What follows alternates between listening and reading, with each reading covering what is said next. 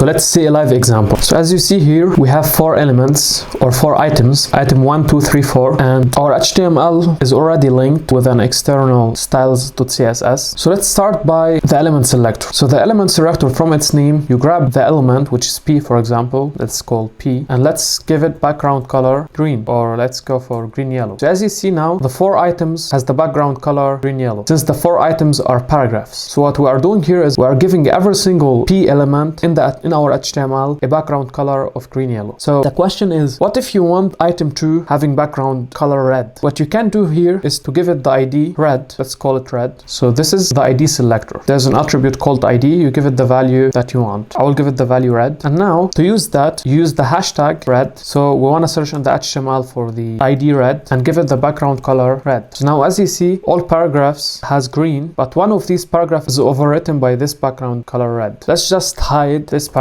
and you will see that the only one which is colored is the item 2, which has this ID. Okay, so now what if you want to give item 3 and 4 a blue color, light blue color? The best way to do that, since there are more than one, ID usually is used for one element. It's special ID. Same as your ID, your personal ID. You have one and it's specific and unique. Same here. You can't just go and give the same ID for different paragraphs. It doesn't make sense because ID is meant to be unique and specific. That's why we have the third type of selector, which is class selectors. So the class selector could be given to 2 or more elements. So let's give it the class blue. Okay, then you go to the styles, you write point blue, and let's give it the background color. Let's give it light sea green. So as you see here, item 3 now is having the class dot blue and having the background color light sea green. All we need to do is grab this class and give it to the item 4 too, and then you have magic happening. And you can even grab it further and give it to the item 1. So these are the 3 types of selectors. You want to keep in mind that if all paragraphs are given the background color green, nothing is changing when I remove this comment. Why? Because now every single paragraph is given the background color green yellow, although the second one is given then red color, as you see. So the ID selector usually is more important than the element selector. So if you just remove this ID, you will see that it's given the green yellow background. So these are the basic 3 types of selectors. Usually